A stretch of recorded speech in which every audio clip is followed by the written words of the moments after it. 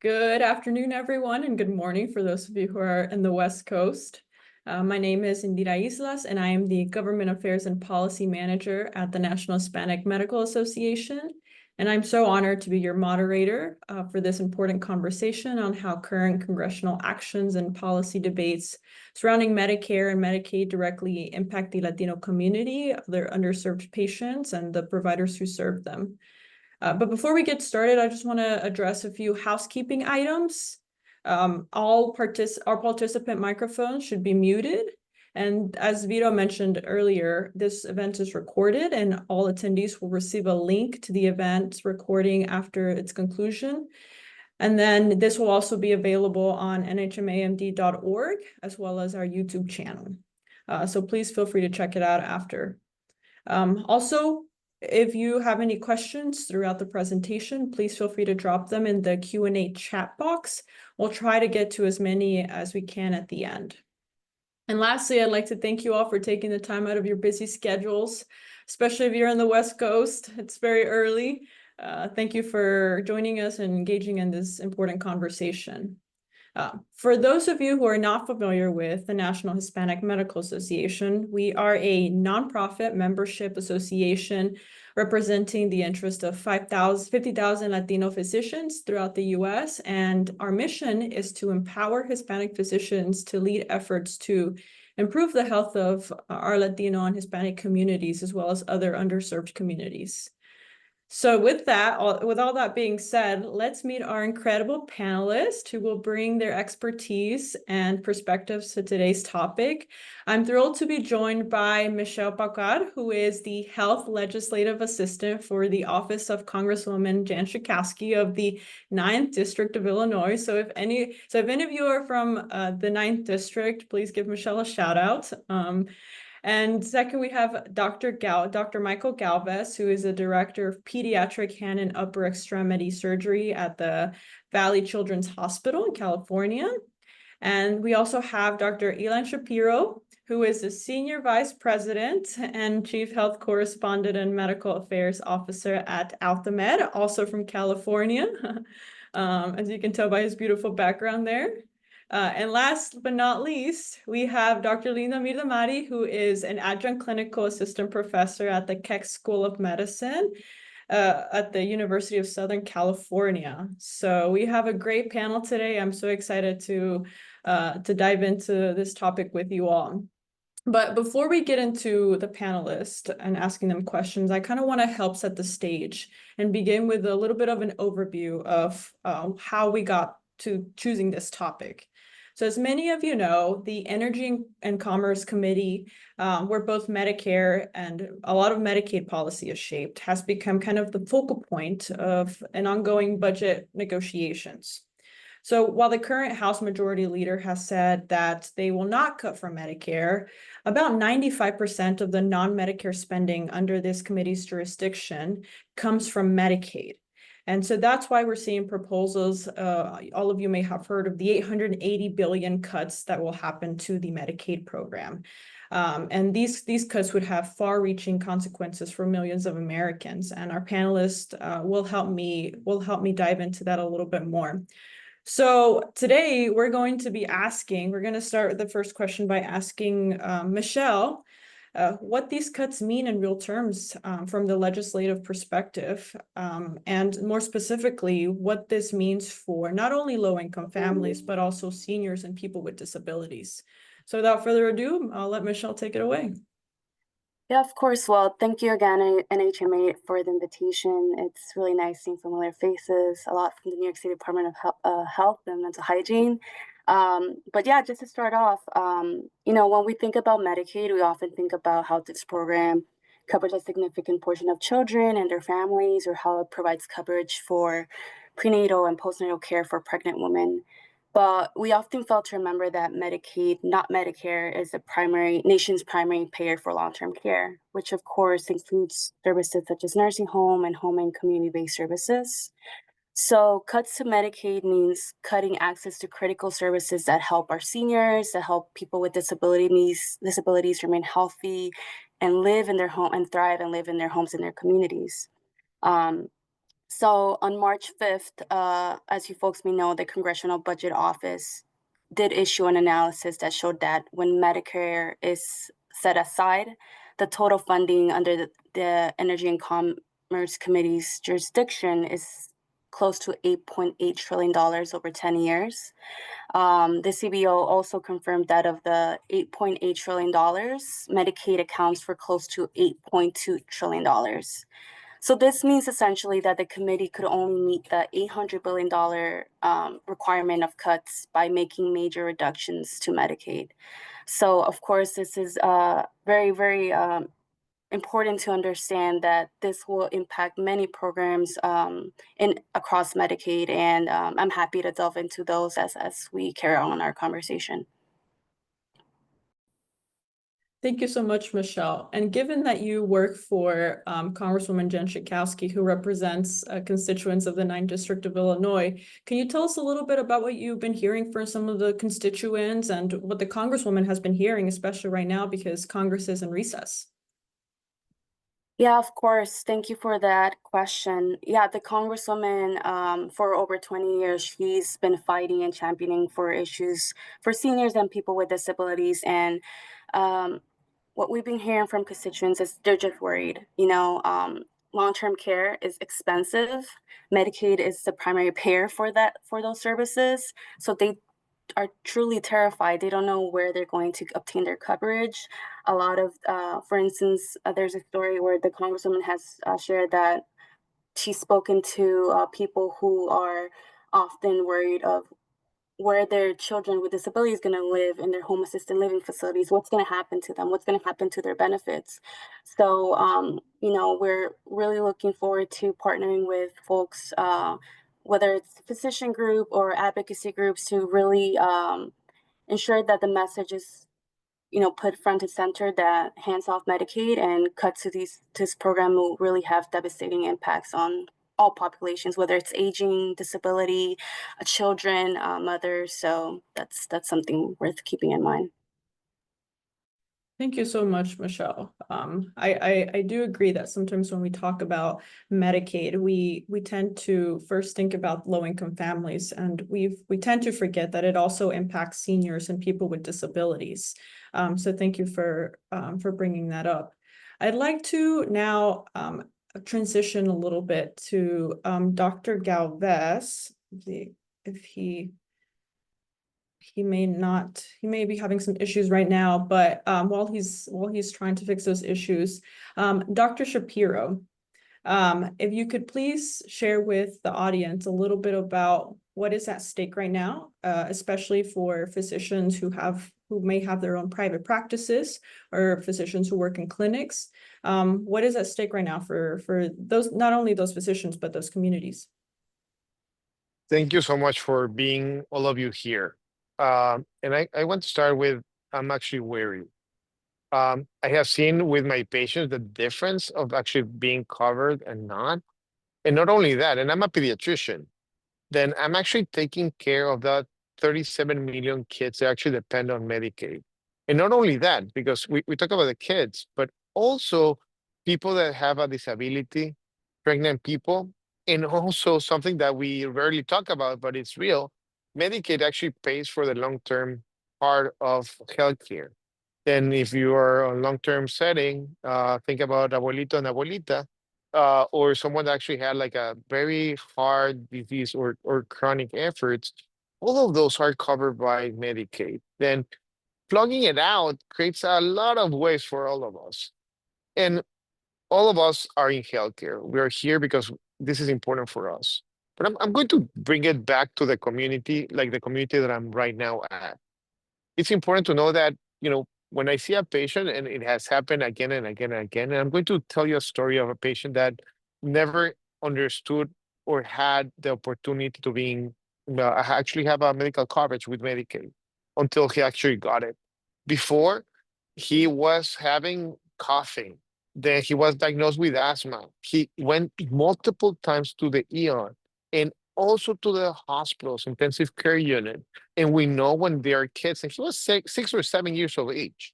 And when we have repeated things, your lungs will not work. You're not doing homework. You're not going to school. He's actually missing out. I needed to actually fill forms for them. And of course, as a father or a mother, or actually the family taking care of him, nobody can work.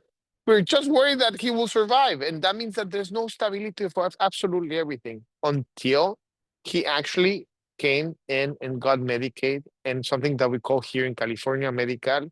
And after that, we started actually controlling his asthma, helping him with his allergies. And right now, the problem that he's having is with the math, is having problems with, reading a lot of books, having fun, going to the next soccer game, but not again the part of going to the ER or actually fighting for his life.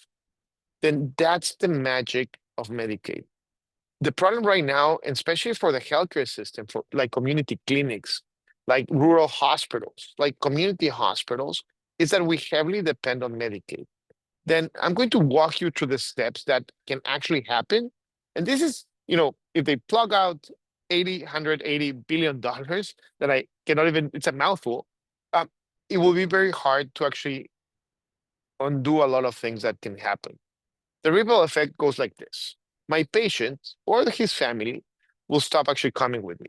Then that means that the ER utilization will actually go up. Fact, we have been there, done that, and California can actually attest to that. And right now, it's actually getting better. We plug that, that means the ER waits that we already know that ER docs are already saturated, hospitals are packed. Then imagine having more people going in. But sadly, there's no funds for them. Then someone actually will end up paying for them. The next step is that insurance will go up because we need to actually pay somewhere, somehow. That means that clinics, the cost for clinics, the cost for rural hospitals, for the community hospitals, for everything that we have been fighting for to make sure that we have a safety net and actually just a doctor to take care of us will start actually closing down because there will be no funds for that. After that, the economical ramification in our community will be huge. Then we need to talk about, yes, our patient, that is the most important, but also the big picture of the things that are happening around our communities.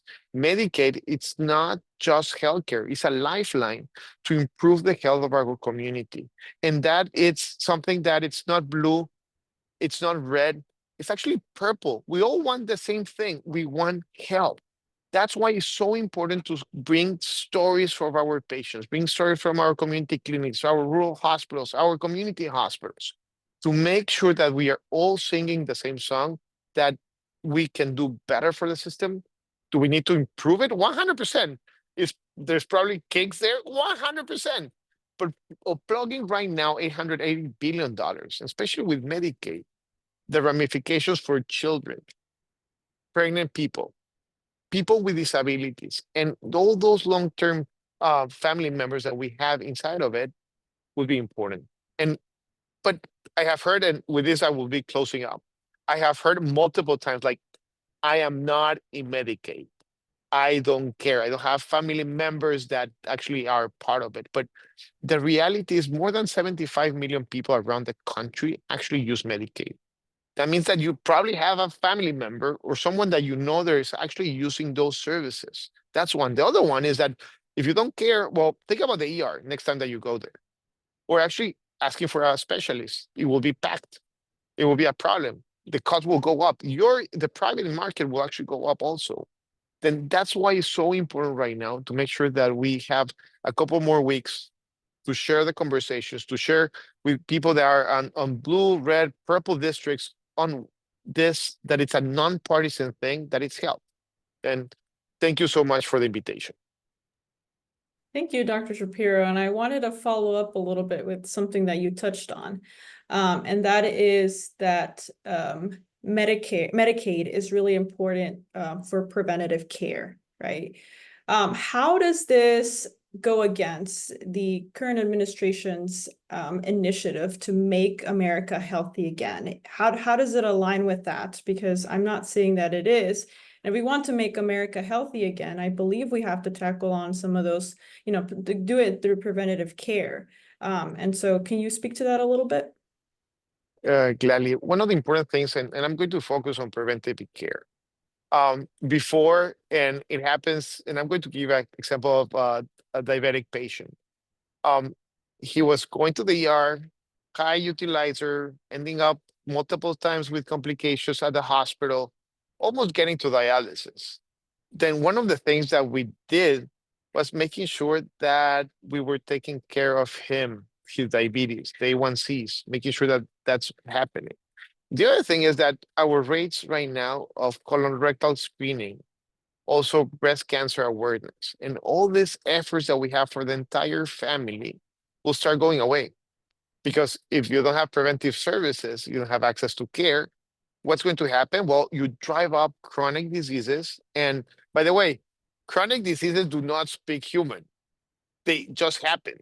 Then the accumulation of the entirety of infections, of problems with sugar, high blood pressure, complications of the heart, kidneys, anything, and you name any disease will start going up. And what's going to happen?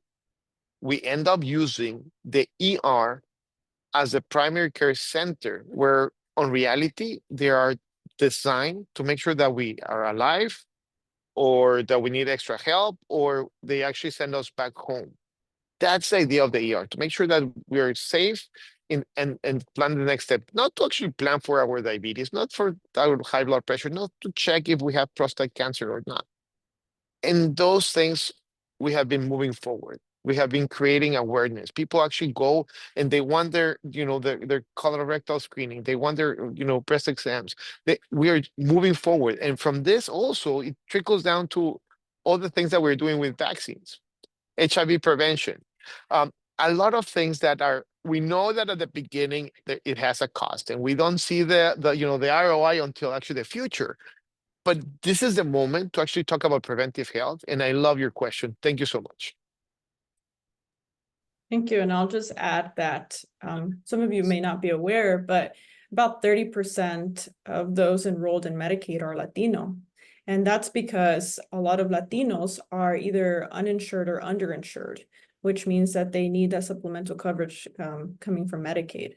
So thank you for sharing that, Dr. Shapiro. One last question that I have for you is, how do you, if the federal funding of Medicaid is reduced, how do you anticipate states might respond?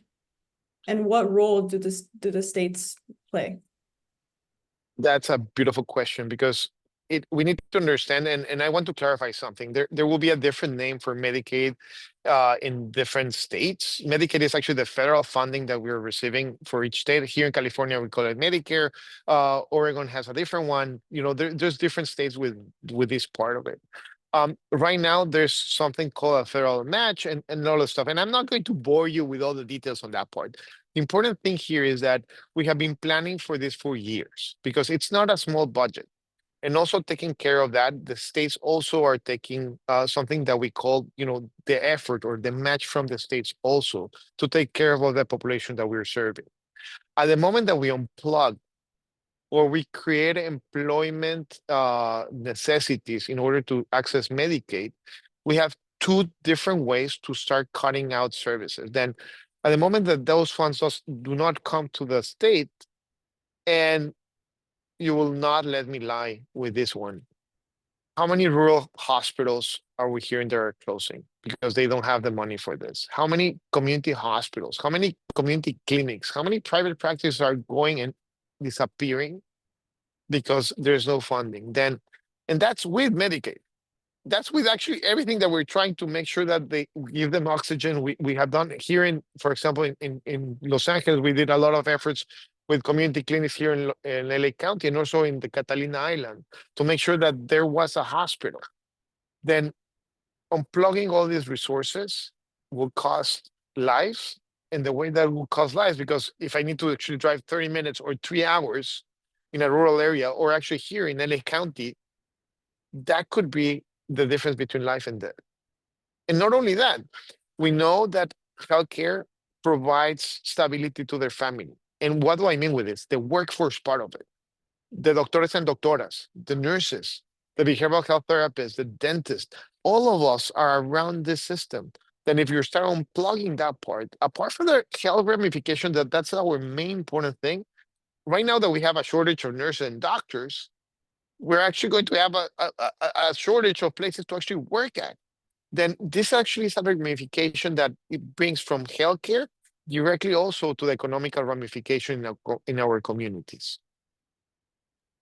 Oh, thank you so much for your insight, Dr. Shapiro. You touched on a lot of wonderful things that I'm sure Dr. Miramari can feel free to chime into. I know that right now the focus is on the Medicaid cuts. However, I also want you, Dr. Miramari, to touch on some of the Medicare payment cuts for physicians that Congress failed to address during the lame duck session at the end of 2024, and what this means exactly. But please feel free to respond to any of the Medicaid comments. Yeah, so thank you, Dr. Shapiro. That was amazing overview and very important points that we all really need to hear. One thing I do want to just expand on quickly before I talk about Medicare is that we do need to make sure that we bring a voice to the table as we advocate to preserve Medicaid in preserving access to healthcare by our community that's disabled. And I'll tell you a little bit about that. I'm a mother, I'm a physician, I'm a mother of an adult child, I still call her, with special needs, who requires 24/7 care at home, who has autism and epilepsy. And she herself is on a Medicaid, in California, we call it Medi-Cal waiver, to receive in-home support services so I can keep her at home. We can keep her at home, we can take care of her, we can keep her safe. If we didn't have resources like that, if the other community members don't have resources for their children, for their adult disabled children, where would they go? Would they go into a group home? Would they go back and be institutionalized like they were, 30 years ago? Then you have to think, what kind of care are they going to receive, number one? And number two, is that going to cost the state more money? And it absolutely will. So I just wanted to share that story. It's a very personal story, but this is why this fight that I see that we're in is extremely important. And I love the stories that Dr. Shapiro shared as well, because really this comes down to, how does this affect our patients, our families, our friends, our communities, and of course our Latino community that we're advocating for. But for me now to circle to Medicare, I think this is a really important segue. And I want to just give a little bit of background on Medicare. As many of you may not be aware, Medicare came into law in 1965, signed into law by President Lyndon B. Johnson. So it's not been that long, but he had a vision. He had a vision to provide equitable health care to our most vulnerable. And for Medicare, we're talking 65 and older, and some young adults with disabilities like my daughter, as well as those who suffer from end-stage renal disease. It does not pay for long-term care, but that was kind of touched upon earlier. Medicaid picks that up on long-term care. But it's really important that we talk about Medicare because we have such an urgent need to address the physician payment model. And that's really what I want to talk about. So if you think about it from a business perspective, Medicare is a federally funded program that reimburses physicians who take care of the Medicare population. And if those physicians are dependent on their reimbursement from the federal government, you would expect that their reimbursement would be sufficient enough for them to be able to maintain a business to take care of their patients and pay for the care that they're providing. What's actually happened since 2001 is there's essentially been a decline, about a 33% decline in physician payment for Medicare. And as a result, we're seeing today more and more physicians, as was talked about with Dr. Shapiro, right? We have a shrinking workforce. This is shrinking it even more, but it's disproportionately affecting our physicians who accept Medicare. They're not wanting to expand that, but we need that. We have patients who can't access healthcare, but if you have physicians that are closing shop, they're in private practice, they're out in the rural community where we need physicians the most, and they can't provide the care to their patients, they're literally telling their community, I can't take you anymore. I have to either disenroll you from my program, or I cannot accept new patients. So what happens to our vulnerable Medicare beneficiaries all across the United States is they can't access the care that they need. So as part of this Medicare reform, we worked really, really hard. Dr. Shapiro was by my side. We worked at the state level, at the federal level. I worked very closely with organized medicine, with the LA County Medical Association, which I serve on the board of directors, work closely with California Medical Association, for which I'm a delegate to the AMA now, but working to advocate to reform. And there was a piece of legislation that was entered early January, HR 879, to actually preserve, to reverse the 2.8 Medicare cuts that went into place, and that actually to increase Medicare reimbursement rates for physicians based on inflation.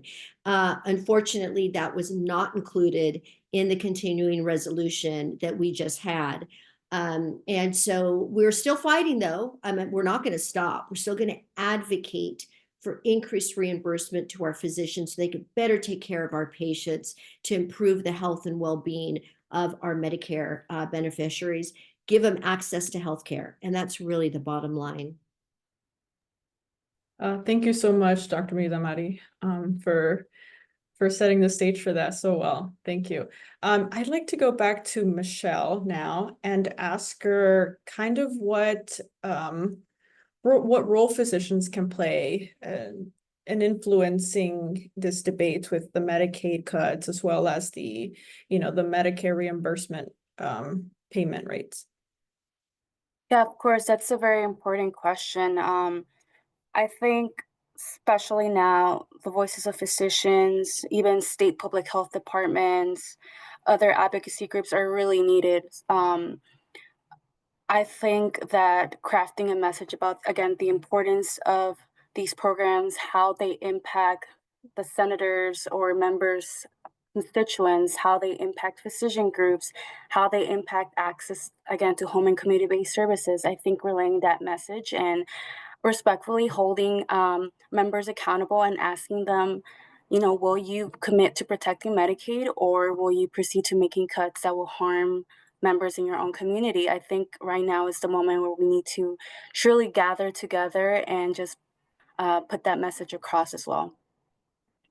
And can you also talk a little bit about Congress being in recess right now, and kind of what's the next step? When is Congress going to come back to DC, and then what next step are they expected to take? Yeah, of course. So Congress is out for 2 weeks for recess, which means that members are back in their district. And a quick update that I'd like to share, as folks know, on April 3rd, the House passed the Senate budget resolution, which does include the $800 billion instruction for energy and commerce to making cuts. Now that the resolution has passed, committees will have to now meet and submit their recommendations on changes in law within their jurisdiction to the House Budget Committee by May 9th. So meaning that, for instance, the Energy and Commerce Committee would have to meet and then conduct a markup of several bills that would allow the committee to meet the $800 billion cut requirement. And one thing I'd like to add, Indira, if I may add, there have been a lot of proposals that have been floated around on how these cuts will happen. So one of them being Medicaid work requirements. Just last week, Speaker Johnson did express support for establishing work requirements for able-bodied people in Medicaid. So again, Republicans have now officially proposed legislation on Medicaid work requirements for the reconciliation process. But I do think it's worth noting that legislation has been introduced, which would require people ages 19 to 64 to work or volunteer for 80 hours per month to be eligible for Medicaid. And this is by a Republican member from the Energy and Commerce Committee. So I would say, again, now is the time to truly reach out to your congressional offices, both in the House and the Senate, express your support for Medicaid, and, ask your members to protect the program overall. Thank you so much for adding that, Michelle. And I also wanted to ask, why should we be concerned about those work requirements? Because has that not been proposed before, and why should we be concerned about those? Yeah, of course. And I'd love to have other folks also join in the conversation, specifically from the physician perspective. But with work requirements, adding work requirements to Medicaid will make it harder for all, specifically older adults and caregivers to keep coverage. These rules often strip coverage from people who are already working or retired, disabled, or caregivers themselves. They become a huge administrative burden to states and delayed Medicaid processing, which can then greater make the gaps for seniors for healthcare access even greater. We know that only 2 states have implemented Medicaid work requirements. Our Kansas, I believe, which launched its program in 2018 and ended it in March of 2019. And Georgia currently does have a Medicaid work requirements program. We know that it doesn't work. If anything, it does delay access to care and just create more administrative burden for states. But I'd love to hear more from my fellow colleagues here. Thank you. That was really good. And I would just like to add, just this morning, I was reading a report from the Kaiser Foundation that was just published last month that actually showed that 92% of those receiving Medicaid are already working. And this is excluding those that are already deemed disabled. So we're not talking about those that are disabled that are unable to work.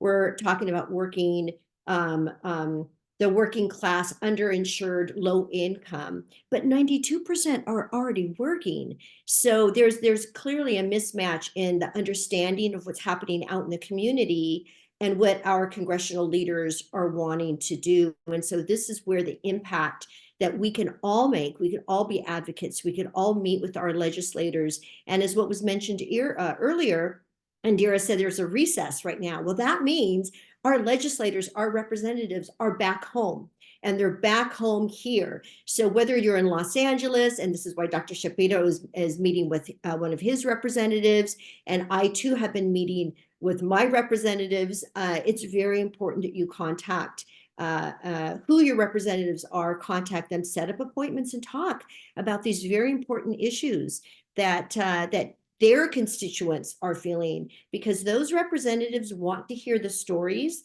of what's happening in their community. And as physicians, as healthcare leaders, we really have the ability to help shape that. And they're not physicians. We've got a few in Congress, both at the state and at the federal level, but they want to hear from us. So thank you so much. Dr. Shapiro, you have anything to add?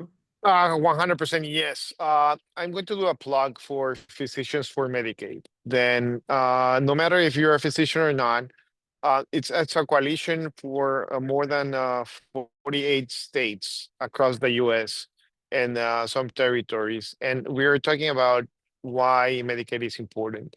And a lot of times the frustration here is, what do I do?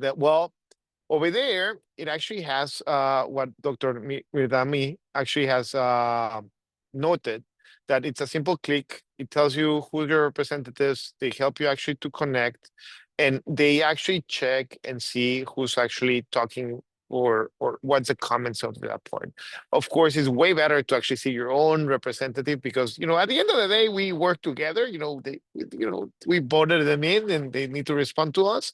And the other one is that there's also a lot of awareness of what's happening, because a lot of people will have the confusion between Obamacare, ACA, the Affordable Health Care Act, Medicaid, Medicare. There's a lot of terms there that a lot of people, and I completely understand. If you're juggling 2 or 3 jobs, if you need to take care of the kids, if you actually need to be worried about what's going to be the next meal that your family will actually eat. Of course, like if you hear Medicaid and all this stuff and debate, it's not going to be on top of your mind. But we need to talk about it. We are having a time crunch right now. I think that it's probably like 3 to 4 weeks where a lot of the big conversations are going to happen. After that, we will know what will be the end story. But this is the moment that we need to share those stories. I agree. And again, again, other plug. Physicians for Medicaid, you can actually Google it. It's there. It has all the information. It has actually, if someone in the community that is not a doctor, they can actually go there directly. And it has a couple of tips on how to express yourself. Thank you. Yeah, it's a really good site, an extremely, extremely rich site with resources. But what's really good is that it's a nationwide site. So you just put in your name, your address, your zip code, and it pre-populates a letter to your representative. And it's a click, just like Dr. Shapiro said, it's a click and letters get sent on. Very, very easy to do. Maybe we could put it in the chat, Physicians for Medicaid. And in California, it's called Medi-Cal. Thank you so much to you both for that. At this time, I'd like to open the floor up to audience questions. If you haven't already, please feel free to drop them in the chat box. But in the meantime, what you all are thinking, I'm gonna tap into some of the questions you all submitted when you registered for this event. And this question, I think it was mostly kind of answered by Dr. Mirda Mari. But please feel free to chime in a little bit more, either Michelle, Dr. Shapiro, on how can physicians advocate effectively to prevent cuts to public insurance programs. So we definitely addressed the fact that members of Congress are in their districts for these next couple of weeks, and then that we should be looking to those pre-made letters that we can easily and quickly access, so we can send to those members of Congress. But is there anything else that any of you would like to add to that? If I may, I will start with this one. A lot of people think that this is something that has a color, that it's from one side or the other team. But right now, what we have seen is that healthcare is for all. We actually need a doctor. Maybe we do not love going to our doctors, but we need our doctors and our healthcare. Then Medicaid actually does that for us. Then as a physician, as a nurse, as someone in health, it's extremely important that you tell your story. You can tell it by writing, you can tell it on social media, you can repost a lot of the information that we already have from different medical associations, because we need to raise the point here. And we need to make sure that our patients understand this, and also they actually advocate for this. We're not asking for, a Rolls Royce. We're not asking for a Ferrari. We're just asking to make sure that if I need to be screened with a colonoscopy, I don't need to actually lose my house. I'm asking right now to make sure that my kid has the medication that they need in order for him not to be in the hospital. I am asking this because my patient actually needs speech therapy, occupational therapy, and make sure that we take care of them at home and not send them away. Then all of these things are in our hands. And that's where the story of all of us as physicians, as healthcare providers, nurses, make a huge difference. When they see the white coat, and we are on the front line, we actually came in, and most of us are not, we do this because we want to. It's hard, and we see the struggles, and we see everything that happens, especially in community clinics. When a patient actually needs to do the entire checklist of social drivers of health until they come to us, then family, right now in our hands is we need to actually voice our concerns. I would say in Spanish, hay que alzar la voz, making sure that we are there in social media, TikTok, media, op-eds, and this is the moment to do it. Thank you, Dr. Shapiro. And this is now a good plug and good timing for our upcoming conference that we are going to be hosting, our national conference. So I'm on the board of directors here at NHMA and actually serve on the gala and conference committee. So we are going to be hosting a national conference in Anaheim, California at the Marriott, June 5th through the 7th. And we're going to have wonderful speakers, panels, sessions, breakout sessions, talking about a lot of this same things, how to get involved, advocacy, policy. So I look forward to seeing you all there. Thank you so much, Dr. Mirda Mari. You beat me to it. I actually have a question for you, Dr. Mirda Mari. So somebody submitted this question when they registered for the webinar. How do the back-to-back cuts to the Medicare physician fee schedule affect Latino communities and people of color? That's a great question. And I apologize, my gardener just showed up and he's blowing right outside my window. So hopefully you don't hear that. Yes, well, I think we have to kind of take a look at our population. The Latino population comprises about 19-20% in the United States. And in California, we're 40%, projected to be 50% by 2050. So as a result, we have so many of our Latino community members are on Medi-Cal in California, which is Medicaid. And so any of these cuts is disproportionately going to be affecting our population. And it's something that we need to ensure that our communities understand what is at stake, because they themselves can be advocates as well. Thank you for answering that. Okay, we have a couple of questions from the chat that might go hand in hand. One is, how is Medicaid going to be handling unapproved drugs? The Department of Health in New York sent letters to pharmacies saying that New York will no longer cover unapproved drugs. Can you speak on that? Is it? Okay, so that I don't have the answer to that one. Michelle, do you have any insight from a legislative federal level of what's happening with that? Right. So I would be happy to follow up with that issue. That's something I would definitely have to look more into. But yeah, I'd love to follow up with a more stronger answer. Thank you. And then Yeah. I think this is kind of somewhat related, is somebody asked if they're wondering if you can talk about how these funding challenges will impact the just as involved population that rely on antipsychotic medications or medication-assisted treatments. I can actually tell you what's happening right now with HIV services. That, and it actually trickles down with programs for addiction, programs for abuse, and also anybody that would be actually in the system.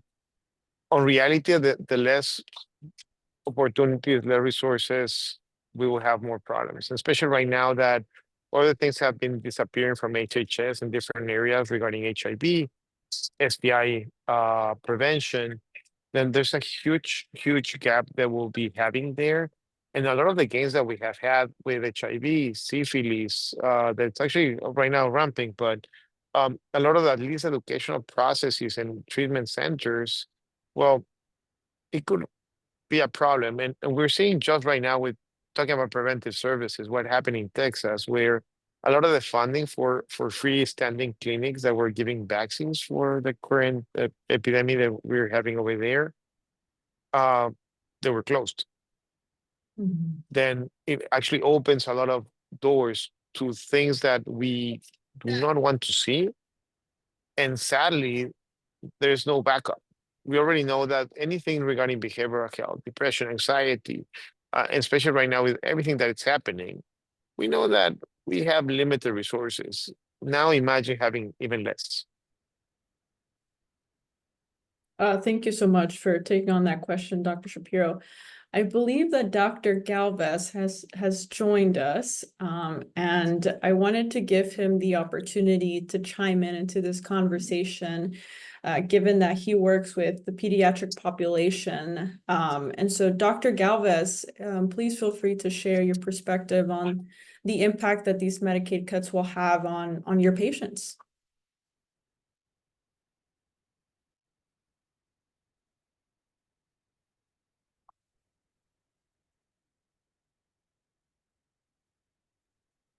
Okay, I think we might have lost him again. Apologies for that. But if it's okay, I can actually give the remarks for Dr. Galvez. First of all, I'm also a pediatrician.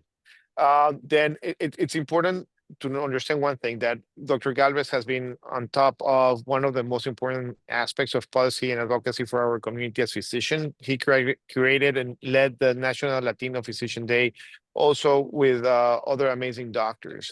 Then as a pediatrician, and especially right now that we're talking about chronic disease, we're talking about prevention, we want to actually make anybody healthy right now again. And why? Because we know that it's not just what it's not just the air that we breathe, it's the continuum of aspect of absolutely everything. As a physician, I can move so much right now inside of the clinics. Then having Medicaid actually gives me the tools, especially right now, to talk about allergies, asthma, and other repercussions that we have around my kids. Then if we unplug 37 million children that they could have a disability, or they're just making sure that, they're developing well. Well, we're going to go back to the problems that we had before of preventable problems of deafness, or not screening for lead, and actually afterward, a couple of years, understanding that a patient actually has developmental delay because of lead.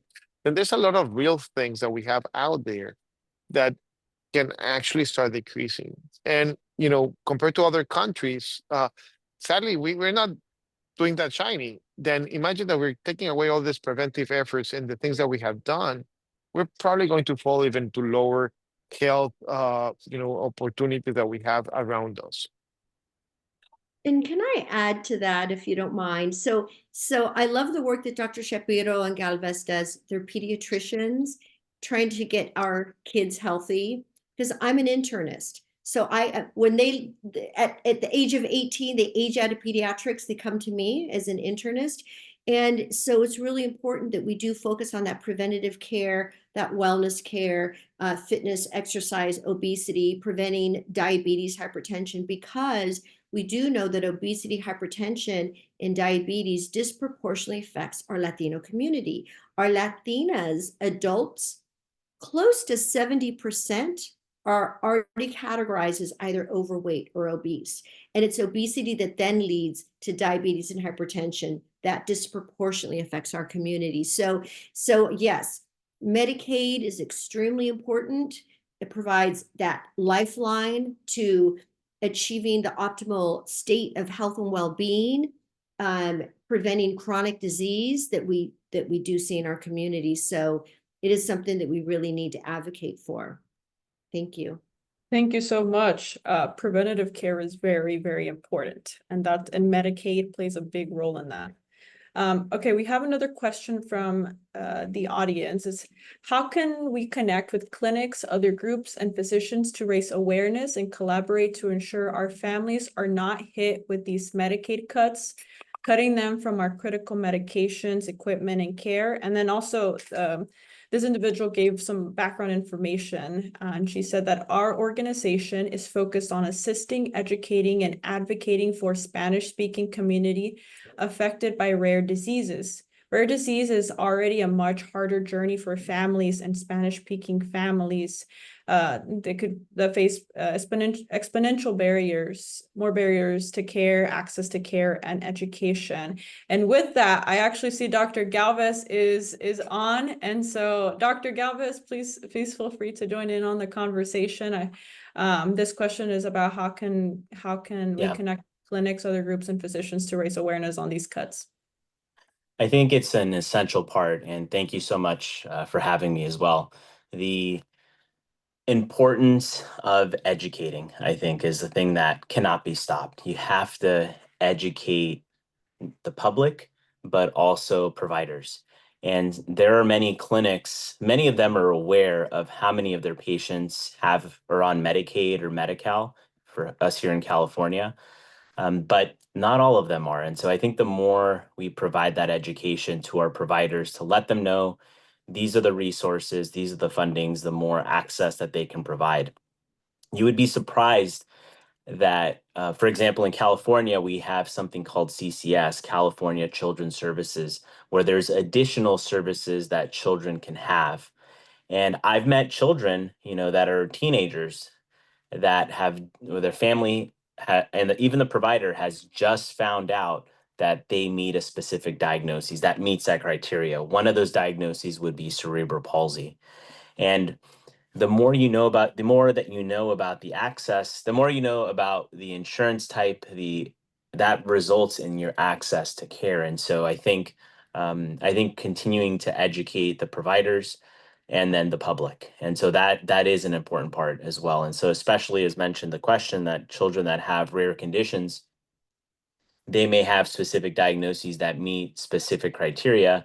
And it's educating them in your local community, using the language, meeting patients where they're at to say, your child or, the underserved adult has this care provided to them. How can they ensure that they continue to have that care?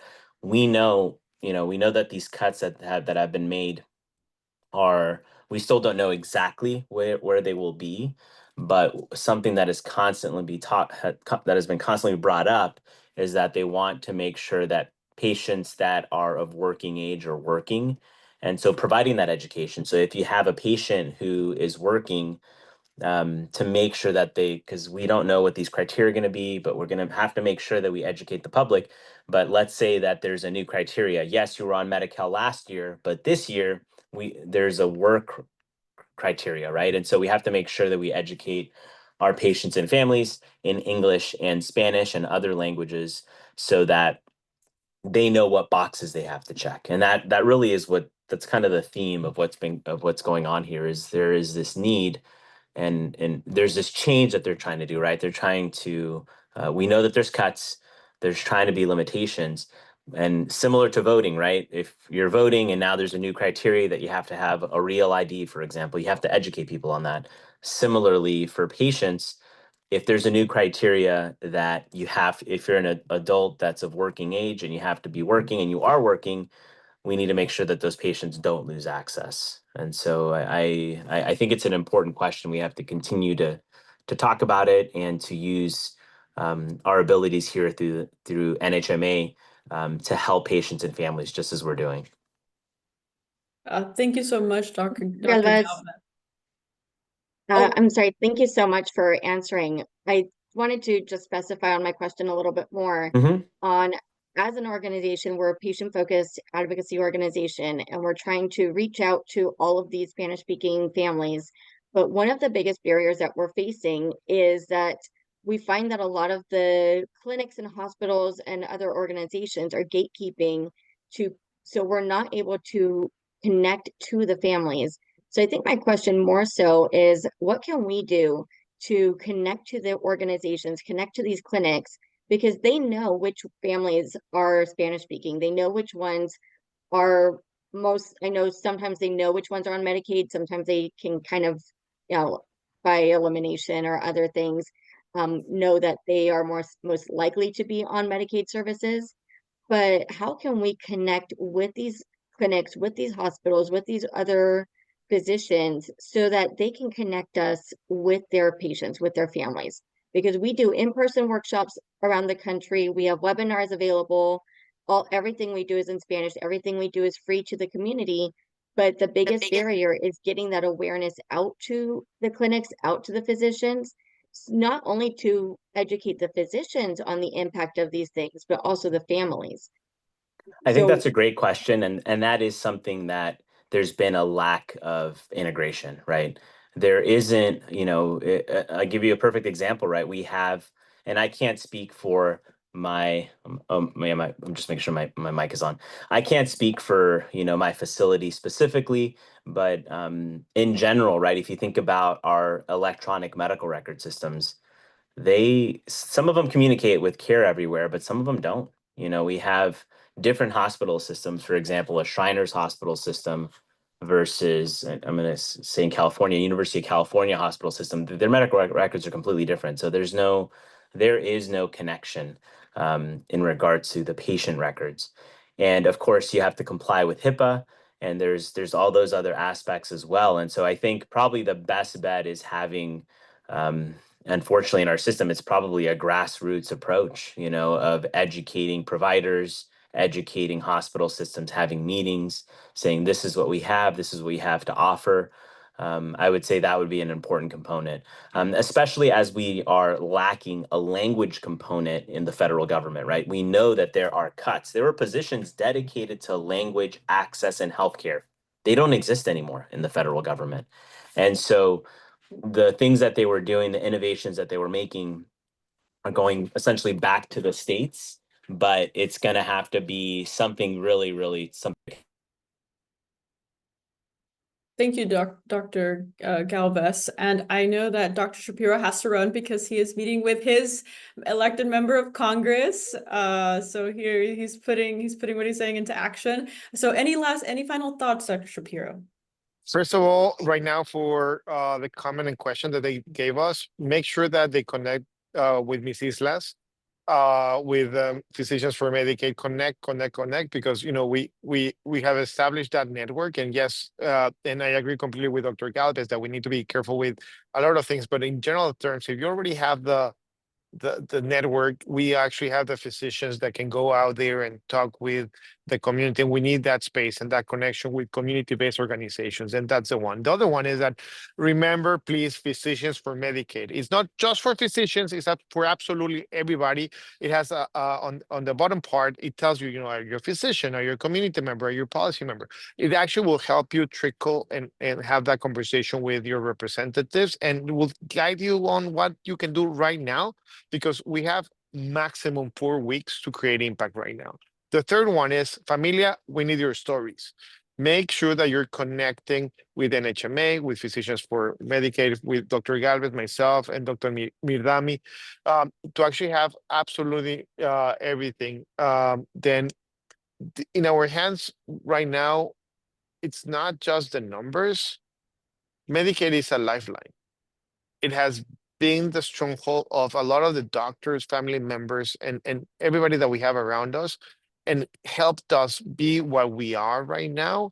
And most importantly, it's the promise that we have for our kids to have a better future. Then thank you so much for NHMA for the opportunity. And we will be here and connected, and always here. I left my information in the chat, then hope to see you soon.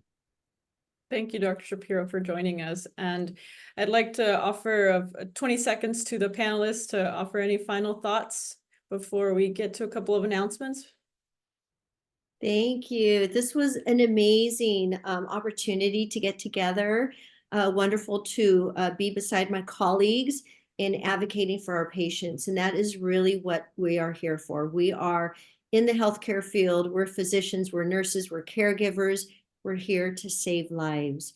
We're here to save lives, and we cannot forget what our mission is, and advocate for those who don't have a voice, advocate for our community, be the connector, and do the best that we can to try and preserve Medicaid and help stop the cuts in Medicare.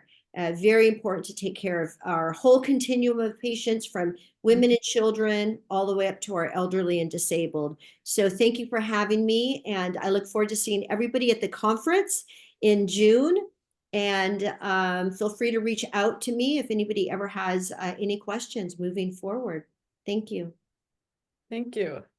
Michelle and Dr. Galvez? Yeah, just to quickly close off, please reach out to your members of Congress, senators, House. We really do truly appreciate your stories. I know my boss specifically in Illinois' 9th Congressional District. Do you have any stories you'd like to share? She would love to have those on the House floor. Please feel free to reach out to our office. And if you have any questions, I'm also available to answer any. But thank you again, NHMA, for the invite. Dr. Galvez, would you like to give the final thought? Yes, I just thank you so much for putting this panel together. It's really important that we continue to advocate for Medicaid and Medicare, and it really, our voices matter. And just as stated, right, contacting your congressperson and really ensuring that we are front and center, whether it's in person at our advocating in our local community, or whether through social media too.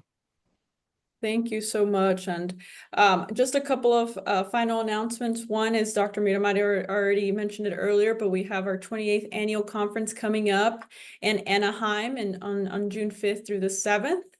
And then, so please feel free to scan that QR code so you can learn more about it, or check out our website.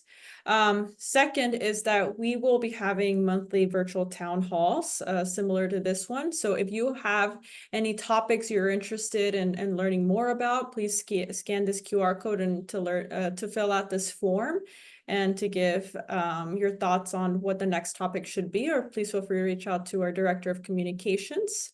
And then last but not least, please become a member of NHMA.